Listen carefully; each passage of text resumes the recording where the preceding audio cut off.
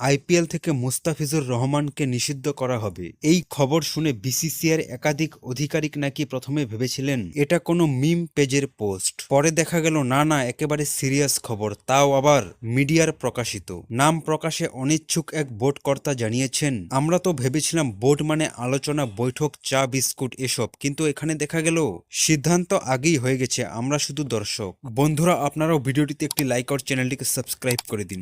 যাই হোক, সূত্রের খবর, মুস্তাফিজুর ইস্যুতে বিসিসিআইয়ের শীর্ষ নেতৃত্বে এমন গতিতে সিদ্ধান্ত নিয়েছেন যে বাকি আধিকারিকরা তখন হোয়াটসঅ্যাপে গুড মর্নিং পাঠাচ্ছিলেন। গত শনিবার বিসিসিআই সচিব দেবজিৎ সাইকিয়া সংবাদ সংস্থা এএনআইকে বলেন, বর্তমান পরিস্থিতিতে কেকেআরকে মুস্তাফিজুরকে ছেড়ে দিতে বলা হয়েছে। এই ঘোষণার পর ভারত বাংলাদেশ ক্রিকেট সম্পর্কে এমন জায়গায় পৌঁছেছে যে এখন ফ্রেন্ডশিপ ম্যাচ শব্দটাই আউট অফ সিলেবাস।